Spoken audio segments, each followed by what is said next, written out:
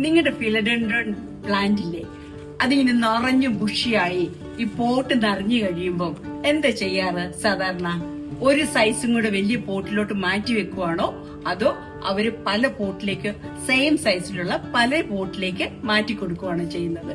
ഇവനാണെങ്കിലേ ഒരു കുഞ്ഞു തൈ എന്റെ ഒരു കൂട്ടുകാരി എനിക്ക് തന്നതായിരുന്നേ. ഞാൻ ആദ്യം ഒരു കുഞ്ഞു പോട്ടിൽ വെച്ചു. അവൻ വളർന്ന് നിറഞ്ഞു വന്നപ്പോ നെക്സ്റ്റ് സൈസ് പോട്ടിലോട്ട് മാറ്റി. അങ്ങനെ ഇതിപ്പോ ഇവര് 3 വർഷമായി പലതവണ നെക്സ്റ്റ് സൈസ് പോട്ടിലോട്ട് മാറ്റി മാറ്റി ഇവരിത് ഇപ്പൊ ഇങ്ങനെ ഈ പോട്ടിലും നിറഞ്ഞു വന്നിരിക്കുകയാണ് കേട്ടോ.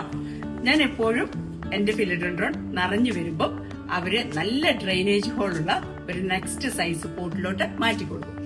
നെക്സ്റ്റ് സൈസ് പോട്ടിലോട്ട് ഇവരെ മാറ്റി കൊടുക്കുമ്പോൾ നല്ല പോട്ടിംഗ് സോയിലാണ് ഞാൻ ഉപയോഗിക്കുന്നത്. അത് ഞാൻ റെഡിമെയ്ഡ് വാങ്ങിക്കുന്ന പോട്ടിംഗ് സോയിലാണ്. അതിനകത്ത് നല്ല പോലെ ഡ്രൈഡ് ടീ ലീവ്സ് ഇല്ലേ, നമ്മൾ കിച്ചണിൽ ഉപയോഗിച്ച കിച്ചൺ വേസ്റ്റ് ആണ്. അത് ഞാനൊരു വീഡിയോ ചെയ്തിട്ടുണ്ട് കേട്ടോ. അവര് നന്നായിട്ട് മിക്സ് ചെയ്ത് കൊടുക്കും.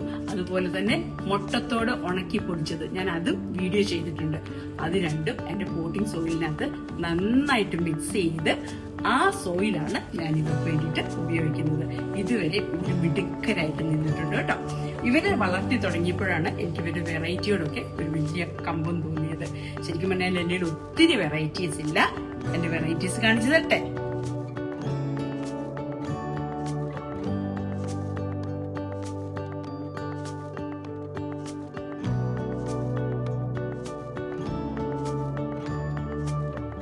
ഇവരൊക്കെയാണ് കേട്ടോ എന്റെ വെറൈറ്റീസ്. എങ്ങനെയുണ്ട്? കൊള്ളാമോ?